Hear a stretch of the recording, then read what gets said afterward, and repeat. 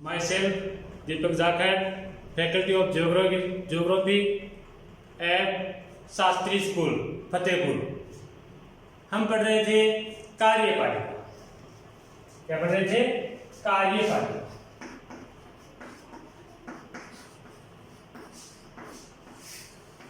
कार्यपालिका का गठन किन किन से मिलकर? राष्ट्रपति, उपराष्ट्रपति, प्रधानमंत्री एवं इसकी मंत्रिपरिषद द्वारा होता है। हमने राष्ट्रपति पढ़ा, उपराष्ट्रपति पढ़ा, आज पढ़ेंगे प्रधानमंत्री एवं उसकी मंत्रिपरिषद। संविधान के अनुच्छेद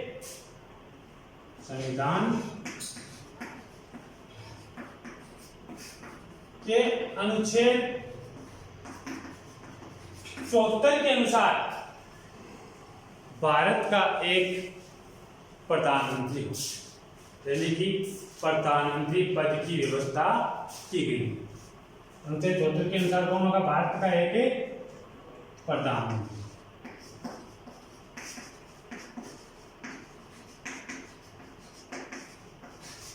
कौन होगा प्रधानमंत्री? तो इसके बारे में पढ़ेंगे नियुक्ति। प्रधानमंत्री की नियुक्ति। प्रधानमंत्री की नियुक्ति किसके द्वारा की जाती है? राष्ट्रपति द्वारा की जाती है। किसके द्वारा की जाती है? राष्ट्रपति द्वारा। क्या राष्ट्रपति किसी भी व्यक्ति को प्रधानमंत्री पद पर नियुक्त करता है? नहीं। राष्ट्रपति प्रधानमंत्री पद पर संवैधानिक नियमों के अनुसार, यानी संविधान में नियम है कि संसद के निम्न सदन लोकसभा में बहुमत दल के नेता को ही राष्ट्रपति प्रधानमंत्री पद पर नियुक्त करता है। लेकिन कुछ परिस्थितियां ऐसी हैं जिनमें बहुमत प्राप्त नहीं होने पर राष्ट्रपति द्वारा अपने सर्वविवेक का प्रयोग करते हुए प्रधानमंत्री की नियुक्ति की जाती है। तो प्रधानमंत्री की नियुक्ति किसके द्वारा की जाती है? राष्ट्रपति द्वारा। उसके बाद प्रधानमंत्री और उसकी मंत्रिपरिषद।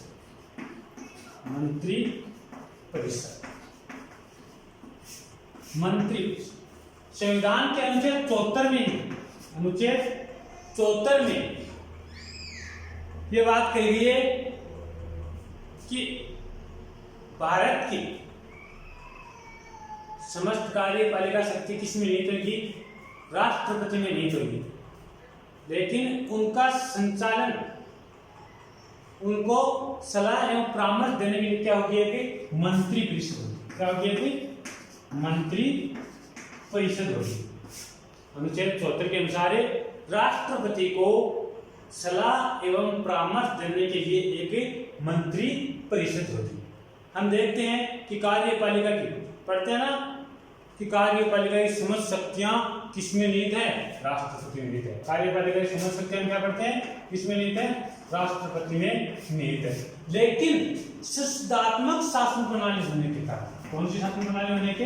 भारत में कौन सी शासन प्रणाली है? संसदात्मक शासन। और संसदात्मक शासन प्रणाली में क्या होता है? एक संवैधानिक प्रमुख होता है, तो एक वास्तविक शक्तियों का प्रयोगकर्ता होता है।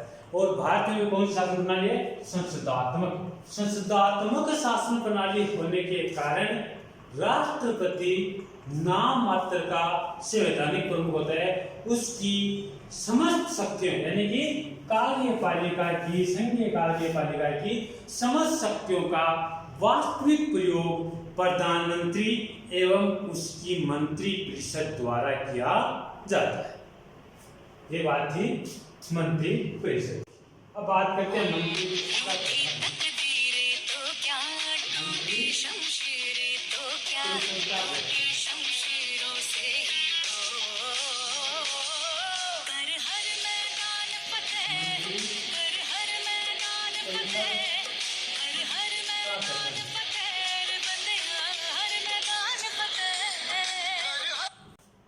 मंत्रिपरिषद के गठन में हम सबसे पहले बात करते हैं प्रधानमंत्री की नियुक्ति।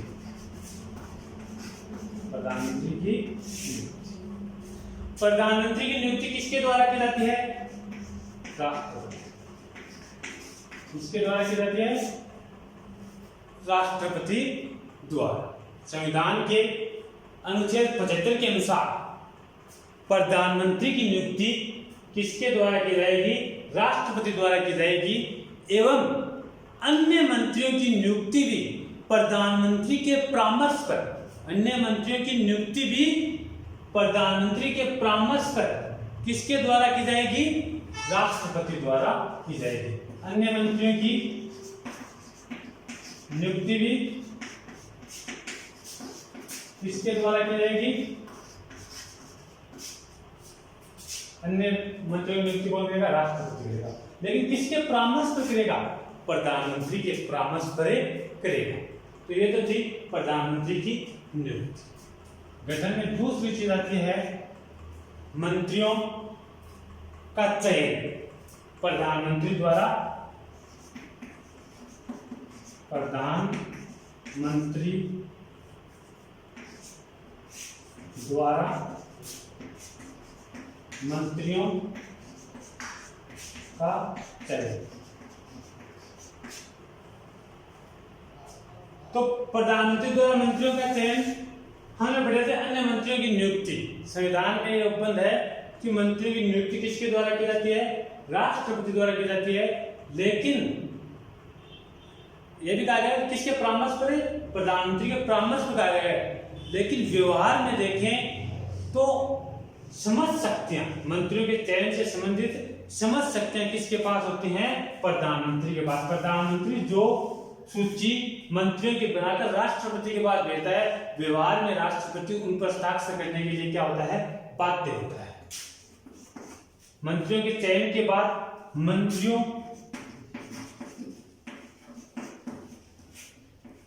का विभागों में बंटवारा, मंत्रियों का विभागों में बंटवारा। प्रधानमंत्री का सबसे प्रमुख कार्य होता है मंत्रियों का विभागों में बंटवारा करना।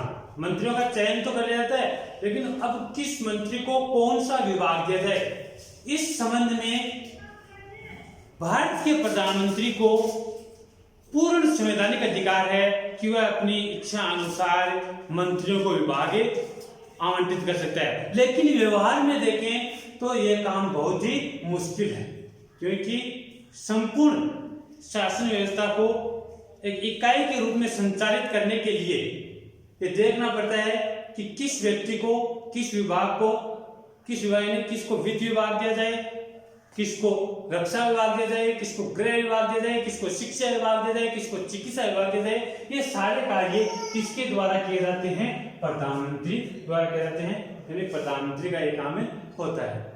उसके बाद हम बात करते हैं विभागों के बंटवारे बाद योग्यता। मंत्रियों के लिए योग्यताएं क्या है?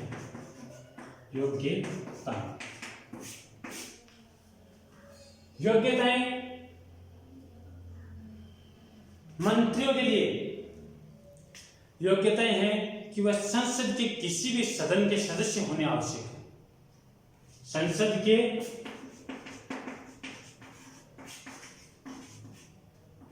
किसी भी सदन के सदस्य होने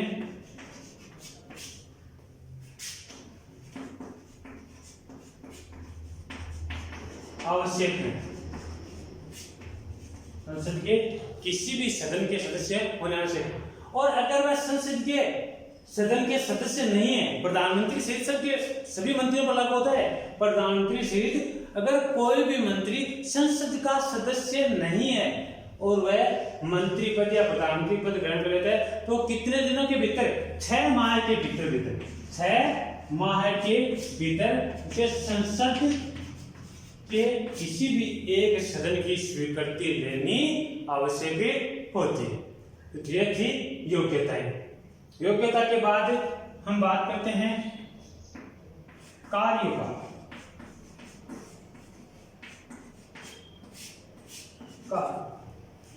मंत्री परिषद का कार्यकाल निश्चित नहीं होता है। मंत्री परिषद का कार्यकाल निश्चित नहीं होता है। मंत्रिपरिषद का कार्यकाल निश्चित नहीं होता है। मंत्रिपरिषद केवल उसी समय तक अपने पद पर बनी रह सकती है जब तक उसे संसद में विश्वास प्राप्त हो। संसद में भी व्यवहार में देखा जिसमें लोकसभा का विश्वास मत प्राप्त हो, तब तक मंत्रिपरिषद है वो बनी रह सकती है।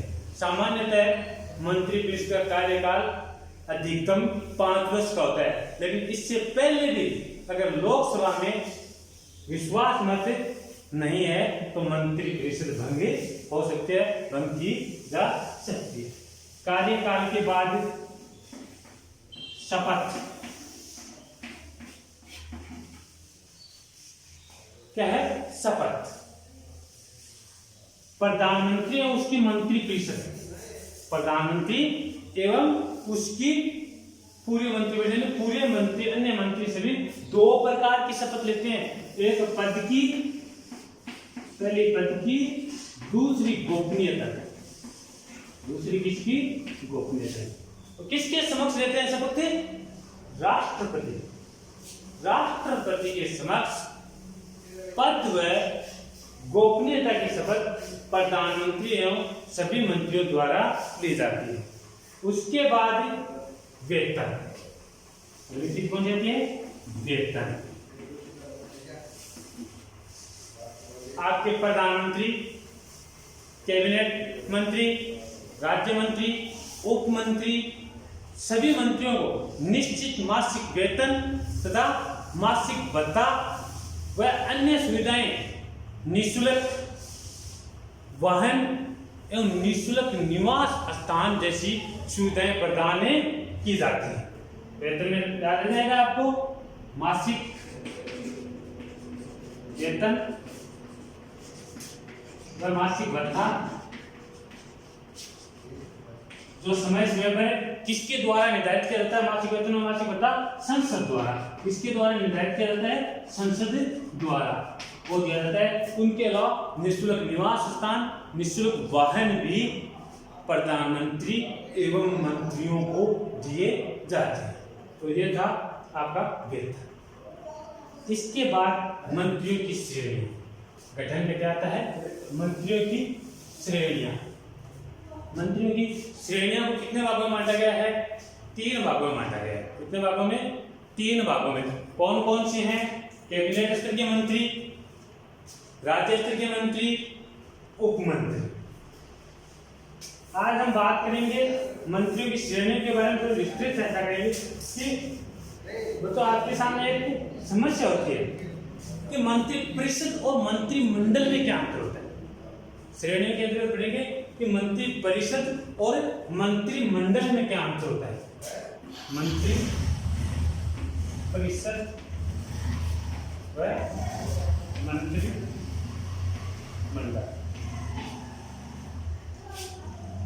क्या अंतर होता है इसमें? देख, हम पढ़ रहे थे कार्यकाल। क्या पढ़ रहे थे? कार्यपालिका है, इसका गठन राष्ट्रपति, उपराष्ट्रपति, प्रधानमंत्री एवं इसकी मंत्रिपरिषद के द्वारा किया जाता है। राष्ट्रपति, उपराष्ट्रपति, प्रधानमंत्री और उसकी मंत्रिपरिषद के द्वारा किया जाता है। हमने राष्ट्रपति और उपराष्ट्रपति पढ़ा था। ये दोनों क्या है? संवैधानिक पद है। दोनों क्या है? संवैधानिक पद है। बाकी बचे कौन? प्रधानमंत्री एवं उसकी मंत्रिपरिषद। ये किसके अंतर्गत आते हैं? मंत्रिपरिषद व मंत्रिमंडल। अब आप आसानी से समझ जाओगे इसके अंतर्गत। जैसे एक तो होते हैं कैबिनेट स्तर के मंत्री। क्या होते हैं? कैबिनेट। कैबिनेट शब्द ही मंत्रिमंडल का अंग्रेजी रूप है, यानी मंत्रिमंडल। कैबिनेट या मंत्रिमंडल। एक होते हैं इनसे निम्न स्तर के राज्य स्तरीय मंत्री, एक होते हैं उप मंत्री। इन सबसे मिलकर कैबिनेट मंत्री, राज्य मंत्री, उप मंत्री, इन सबसे मिलकर क्या बनती है? मंत्री परिषद। मंत्री परिषद यानी कि मंत्रिमंडल मंत्री परिषद का ही एक भाग है। मंत्रिमंडल मंत्री परिषद का ही एक भाग है, जिसमें कैबिनेट स्तर के मंत्री होते हैं और प्रधानमंत्री से सबसे मुख्य कौन होता है इसमें? प्रधानमंत्री। देश की समस्त शासन व्यवस्था, देश की जितने भी नियम कानून जो मुख्य रूप से शासन संचालन का काम किया जाता है वो मंत्रिमंडल द्वारा ही किया जाता है। तो ये था मंत्री परिषद और मंत्रिमंडल में अपना बिंदु था। मंत्रियों की श्रेणियां, तीन श्रेणियां थे, कैबिनेट मंत्री, राज्य मंत्री, उप मंत्री। कैबिनेट स्तर के जो मंत्री होते हैं उनके पास एक विभाग के या एक से अधिक विभाग के अधिकारी हो सकते हैं, उनके पास हो सकते हैं एक से अधिक विभाग। राज्य मंत्री हैं, उनके पास कोई विशेष विभाग हो सकता है या फिर किसी विभाग का स्वतंत्र प्रभार उनके पास हो सकता है। उप मंत्री हैं, ये किसी कैबिनेट मंत्री या किसी राज्य मंत्री के अधीन रहते हुए उनकी सहायता के लिए कार्य करते हैं। ये था अपना मंत्री परिषद का गठन। क्या था? मंत्री परिषद का गठन। इसके बाद हम बात करते हैं प्रधानमंत्री के कार्य क्या है, अधिकार या कार्य। प्रधानमंत्री के अधिकार व कार्य। पहले तो वही बात, मंत्री परिषद का निर्माण करना है, तो गठन वाली बात है। मंत्री पहला काम है मंत्री परिषद का निर्माण। मंत्री परिषद का निर्माण करने के बाद दूसरा काम आता है मंत्रियों में विभागों का वितरण व परिवर्तन।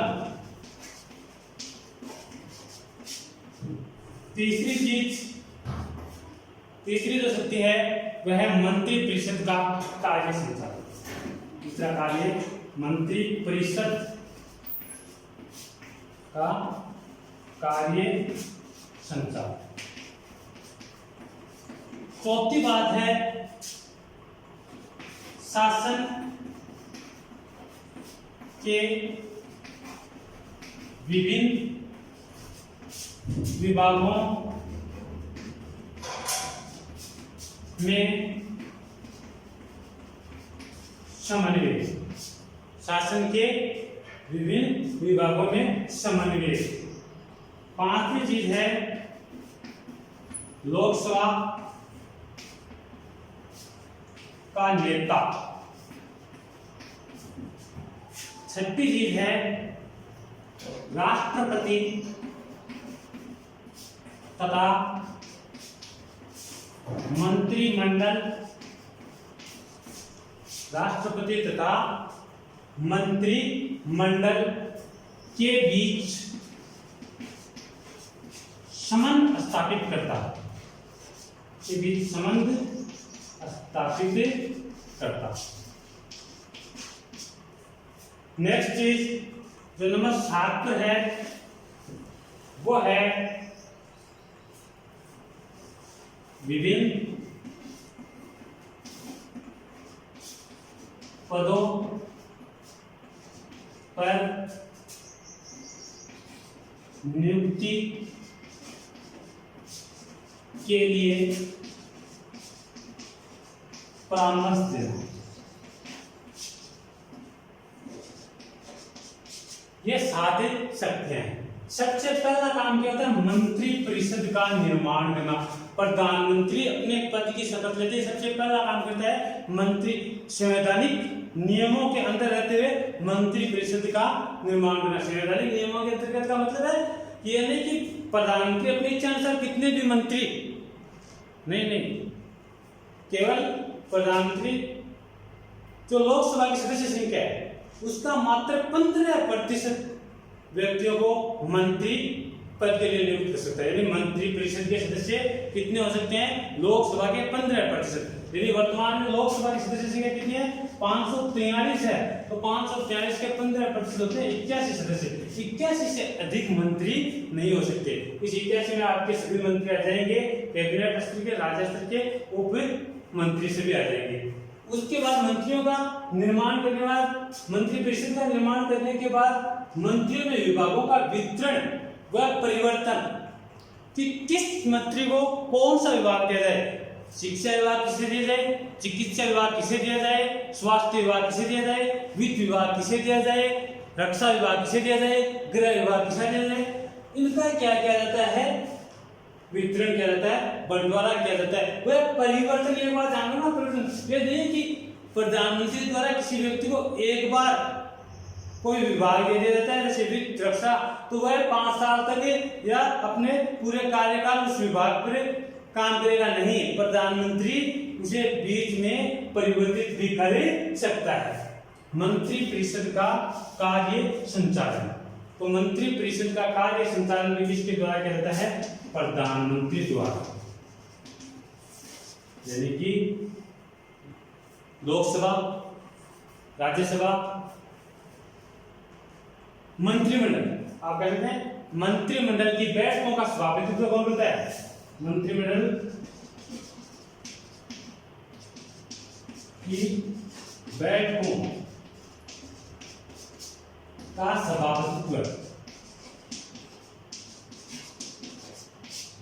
किसके द्वारा किया जाता है?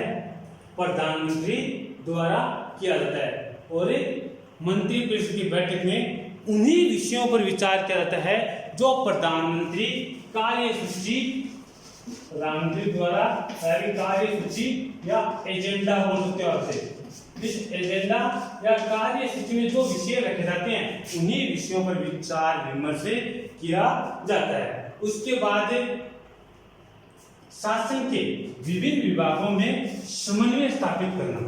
प्रधानमंत्री है, वो शासन के विभिन्न विभागों में, शिक्षा, स्वास्थ्य, शिक्षा, सभी विभागों में समन्वय स्थापित करता है ताकि संपूर्ण शासन को एक इकाई के रूप में संचालित किया जा सके। उसके बाद लोकसभा का नेता, अगली सक्रिय कार्य कौन सा उसका? लोकसभा का नेता। तो यह उपबंध संविधान के अनुच्छेद 74 में है कि प्रधानमंत्री वही होगा तो लोकसभा में बहुमत प्राप्त दल का नेता होगा। और लोकसभा का नेता होने के नाते कानून निर्माण के समस्त कार्य किसके द्वारा? प्रधानमंत्री द्वारा ही किए जाते हैं। संसद के नियमन सदन, लोकसभा में साधारण विधेयक, वित्त विधेयक से संबंधित वार्षिक बजट का जो कार्य किया जाता है वो प्रधानमंत्री की सिफारिश से ही किया जाता है। उसके बाद राष्ट्रपति तथा मंत्रिमंडल के बीच संबंध स्थापित करना। किसी भी सार्वजनिक महत्व के विषय पर कोई आम आदमी तो राष्ट्रपति के पास जा नहीं सकता, तो मंत्रिमंडल के जो निश्चय, जो विचार होते हैं उन्हें राष्ट्रपति तक पहुंचाने का काम किसका है? प्रधानमंत्री का काम है। और प्रधानमंत्री उस पर क्या विचार विमर्श करता है? यह मंत्रिमंडल तक पहुंचाने का कार्य भी किसका है? राष्ट्रपति क्या विचार विमर्श करता है? मंत्रिमंडल तक पहुंचाने का कार्य किसका है? प्रधानमंत्री।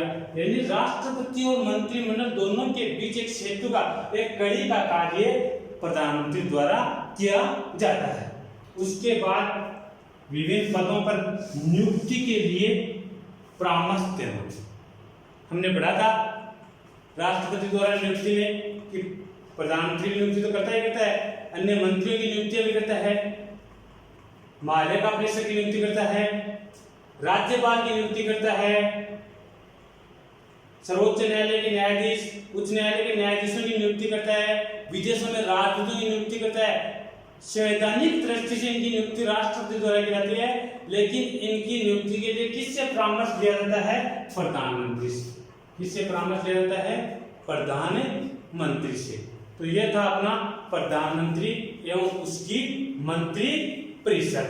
इसका एक क्वेश्चन बनता है और एक क्वेश्चन परीक्षा में आते ही और आप इसे ढंग से कर देते हैं तो कितने नंबर कब के लाते हैं आपके 7।